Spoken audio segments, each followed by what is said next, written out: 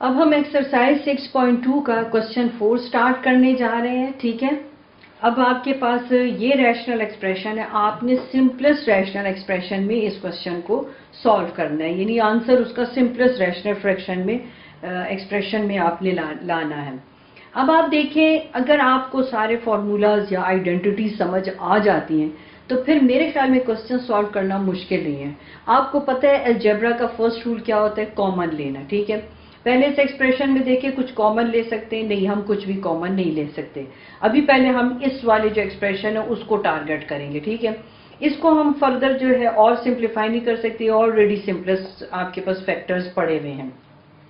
अब अगर आप x2 - 9 को देखें तो ये कौन सी आइडेंटिटी है, मतलब देखें ये भी कंप्लीटली स्क्वायर है, ये भी कंप्लीटली स्क्वायर है, तो ये कौन सी आइडेंटिटी है जिसमें दोनों टर्म्स कंप्लीटली स्क्वायर हो और दरमियान में माइनस साइन हो, तो वो आपके पास क्या होती है, a² - b²। मैंने आपको एक चीज बताई है कि जब भी आपको आइडेंटिटीज दी जाती हैं तो वो इतना याद करना कोई इतना मुश्किल नहीं होता। अब देखिए बिल्कुल सिंपल, a² - b²। मगर जब आप इसके सोल्यूशन की तरफ जा रहे होते तो पहले एकदम से आप एम्प्टी ब्रैकेट बनाएं, बाद में आप जो है ना, देखो मैंने पहले एम्प्टी ब्रैकेट बना दूंगी, मैं थोड़ी देर के लिए ए आपके लिए छुपा देती हूँ। अब मैंने एम्प्टी ब्रैकेट यहाँ पर भी पहले बनाई, फिर यहाँ पर भी मैंने एम्प्टी ब्रैकेट बनाई। अब इस एम्प्टी ब्रैकेट के अंदर ऐसा क्या लिखूं कि जो मैं रिवर्स में रीड करूं तो a² आ जाए, तो a हो गया। फिर इस एम्प्टी ब्रैकेट के अंदर जो स्क्वायर वाली एम्प्टी ब्रैकेट है उसके अंदर मैं क्या लिखूं कि रिवर्स में रीड करूं तो b² आ जाए, b। मैं क्यों ऐसे आपको बता रही हूँ कि आप ये ब्रैकेट के अंदर की वैल्यू को इतना जो है इंपॉर्टेंस दे रहे हैं, क्योंकि वो जो ब्रैकेट के अंदर की वैल्यू है ना, बेसिकली वही टू टाइम्स लिखी जाती हैं, एक मर्तबा माइनस साइन के साथ और एक मर्तबा प्लस साइन के साथ। अगर आप ये हर एक दफा अगर आप देखो दो वैल्यू, बाज दफा ऐसे भी होगा कि a4 - b4 होगा, तो जब आप देख लोगे वो कंप्लीटली स्क्वायर है, तब भी मैं आपको यही कहूंगी कि आप एम्प्टी ब्रैकेट स्क्वायर के साथ ड्रॉ करो। ठीक है, फिर उसके अंदर आप नंबर लिखें, तो आपने जब भी आपके पास टू टर्म्स कंप्लीटली स्क्वायर हो और दरमियान में माइनस साइन हो, ये याद रखें कि आप एम्प्टी ब्रैकेट बनाएंगे और उसके ऊपर एकदम से स्क्वायर लिख लेंगे। फिर जो अंदर वैल्यू जो आएगी तो वो आपने एक दफा माइनस और प्लस में लिखनी है। आगे आने वाले क्वेश्चन में मैं फिर इस तरह से भी आपको मजीद गाइड करूंगी। अब आप देखिए x² - 9, तो मैंने यहां पर भी पहले एम्प्टी ब्रैकेट बनाए। अब अंदर क्या लिखूं कि रिवर्स में पढ़ूं तो x² आ जाए, यहां अंदर क्या लिखूं कि उसको 3 टाइम्स मल्टीप्लाई करूं तो 9 आ जाए, या सॉरी 2 टाइम्स मल्टीप्लाई करूं तो 9 आ जाए, यानी 3 × 3 9। अब ये जो अंदर की वैल्यू है x और 3, इसको एक दफा माइनस के साथ लिखो, फिर एक बार प्लस के साथ लिखो। ठीक है, अब यहां पर अगर जब हमने इतना सिंप्लीफाई कर लिया तो देखा x+3 न्यूमरेटर में और डिनोमिनेटर में सेम थे, तो हमने कैंसिल कर दिया। अब हम इस एक्सप्रेशन की तरफ आ गए, अब इसको फर्दर सिंप्लीफाई करना है। यहाँ तो पीछे आपके पास x+2 / x-3 रह गया ना, बस अभी इसको छोड़ दो, अब इधर आप आ जाओ। ठीक है, मैंने आपको क्या कहा था, जब भी अलजेब्रा के क्वेश्चन आपके पास आते हैं तो पहली चीज आपको ये क्लिक करनी चाहिए कि क्या इसमें सब कुछ चीज कॉमन है। ठीक है, तो अगर कुछ कॉमन है तो फिर वो पहले कॉमन कर लो। इसमें कुछ चीज कॉमन नहीं थी, इसमें कुछ चीज कॉमन नहीं थी, हाँ इसमें कॉमन है 2 इस पर भी डिविजिबल है, 2 इस पर भी डिविजिबल है, तो अब मैंने 2 कॉमन किया तो देखो 2 के साथ कैंसिल, x2 अंदर बचा, 2 16 10 32 आता है। ठीक हो गया। तो अब याद रखें, जब भी अलजेब्रा के क्वेश्चंस होते हैं पहली चीज आपने ये सोचनी है, क्या इन अलजेब्रा के क्वेश्चन जो मुझे गिवन है उसमें कुछ चीज कॉमन है, अगर कॉमन है तो कॉमन निकालो, फिर आप आइडेंटिटीज की तरफ आओगे। ठीक है, फिर देखोगे कि क्या कंप्लीटली स्क्वायर है कोई वैल्यू, जैसे मैंने यहां पर देखा। ठीक है, अब कॉमन कर लिया। अब अगर आप देखो x2 - 16, ये भी कंप्लीटली स्क्वायर है और 16 भी कंप्लीटली स्क्वायर है। कंप्लीटली स्क्वायर हम किसको कहते हैं कि अगर वो एक ही नंबर 2 टाइम्स मल्टीप्लाई और वो नंबर आ जाए, देखो 4 टाइम्स 16, x × x² अब इसको कौन सी आइडेंटिटी पे सॉल्व करेंगे जिसमें ये भी कंप्लीटली स्क्वायर है, ये भी कंप्लीटली स्क्वायर है। फिर हम थर्ड आइडेंटिटी पर चले जाएंगे, a² - b²।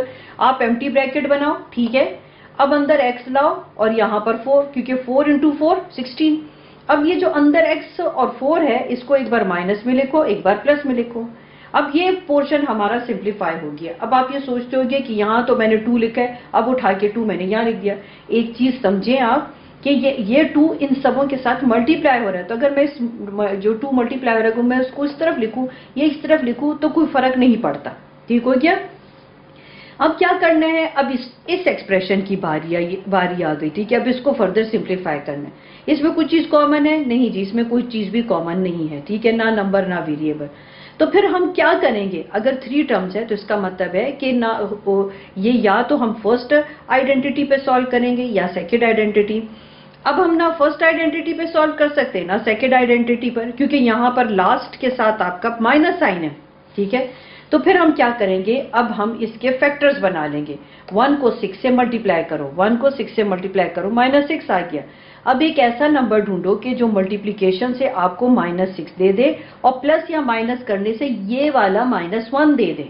तो ऐसा कौन से पेयर्स हैं? 3 इंटू 2, और साइन भी डिसाइड करना है, माइनस इंटू प्लस माइनस, तो 3 2 टाइम्स 6, -3 और +2, क्योंकि जब आप साइन डिफरेंट होते हैं तो आप सब्ट्रैक्ट करते हो और आंसर के साथ ग्रेटर वैल्यू का साइन आप यूज करते हैं। तो आपके पास क्या आ गया, -1।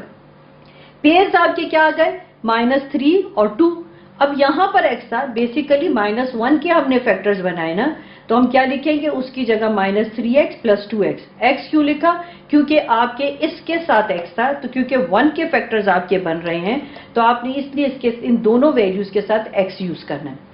अब आपने क्या करना है, यहां पर पेयर्स बना लेने। अब इस पेयर में क्या चीज कॉमन है, नंबर तो भाई कॉमन नहीं है, ठीक है। तो हमने x देखा, x कॉमन है, वो भी x वो वाला लोगे जिसकी पावर कम है। दोनों में x है, मगर x2 लेंगे कि x1 लेंगे, वही x1 लेंगे जिसकी पावर सबसे कम होती है। x के साथ कैंसिल हो गया, अंदर ब्रैकेट में एक x रह गया। अब इस x के साथ प्लस साइन लिया हुआ आपने, प्लस इंटू माइनस माइनस, एक x के साथ कर दिया तो 3 आ गया। मैं फिर आपको कहूंगी, अब मेरी प्रीवियस वीडियो देखो, आपको समझ आएगा, आपको रफ वर्क आपको दिखाई देगा, जिसमें मैं आपको कहती हूँ अगर आप कुछ चीज कॉमन लेते हो तो इन दोनों के साथ आप डिवाइड करो। अगर आपको ये नहीं समझ आता कि ये इसने अंदर x - 3 कैसे लिख दिया, जो चीज कॉमन ली वो मैंने आपको डिसाइड करना बता दिया कि दोनों में एग्जिस्ट करना चाहिए, वो वेरिएबल या अगर नंबर है। अब ये x इन दोनों में था, अब मुझे ये ब्रैकेट के अंदर की वैल्यू लानी थी, तो इस x को रफ वर्क में इस पर भी डिवाइड करो और इस पर भी डिवाइड करो। अगर करोगे तो एक x कट गया, x रह गया, फिर x कट गया तो -3 आ गया। अब 2x - 6, इसमें पहले देखो क्या कोई नंबर कॉमन है, हाँ जी 2 कॉमन है, क्योंकि 2 दोनों पे डिविजिबल है। क्या कोई वेरिएबल कॉमन है, नहीं भाई वेरिएबल कोई कॉमन नहीं है। 2 कॉमन लिया तो या तो आप यूं रीड करो, 2 के साथ कैंसिल हो गया, पीछे x बच गया, 2 3 टाइम्स 6 हो गया तो 3 पीछे आ गया। और अगर बिल्कुल भी नहीं समझ आ रहा तो फिर मैं आपको कहूंगी रफ वर्क में यूज करो, 2 को इस पर भी डिवाइड करो, इस पर भी डिवाइड करो, तो कट गया तो पीछे x, ये 2 अगर आपने इस पर डिवाइड किया 2 3 टाइम्स 6। एक तो ये तरीका हो गया। फिर दूसरा, आपको एक चीज साथ ये भी सोचनी होगी कि इन दोनों ब्रैकेट्स की वैल्यू सेम होनी चाहिए, यानी साइन भी सेम हो, आपके पास वेरिएबल भी सेम हो रहे हो, आपके पास नंबर भी सेम आ रहे हो, तो समझो कि आपका क्वेश्चन बिल्कुल ठीक जा रहा है। अब x + 2 को कंबाइन कर लो और x - 3 दोनों में से एक मर्तबा लिख लो। जो कटिंग होती है वो कटिंग कर लो, यानी ऊपर नीचे अगर सेम वैल्यू तो उसको कटिंग करो, इसको भी कटिंग करो। अब 2 को x + 4 के साथ लिखो और x - 3 आ गया। अब आपके पास जब आपके पास एक्सप्रेशन, रैशनल एक्सप्रेशन इस फॉर्म में आ जाए, यानी प्योर क्यू की फॉर्म में सपोज आ जाए, यानी कि सपोज आपके पास एक क्वोशंट फॉर्म आ जाती है, ठीक है, तो आप उसको कैसे सिंप्लीफाई करोगे, फिर आप एलसीएम लोगे। अब लकीली आपके पास डिनोमिनेटर में दोनों सेम वैल्यू आ गई, तो x - 3 लिखो, ठीक है, एक ही आप ले लो x - 3। अब ऊपर क्या आ गया, x + 2 और 2x, अब ये ब्रैकेट खोल के लिखना है। अच्छा, 2x + 2 4 टाइम 8। अब लाइक टर्म्स को सॉल्व करो, 2x है और 1x है तो 3x हो गया, 8 और 2 10 हो गया, और x - 3 यूं ही आ गया। जो भी आंसर आएगा उसको ऐसे आपने ब्लॉक में या किसी स्क्वायर में बंद करना है और साथ में आंसर लिखना है, जरा अच्छा इंप्रेशन पड़ता है, ठीक है।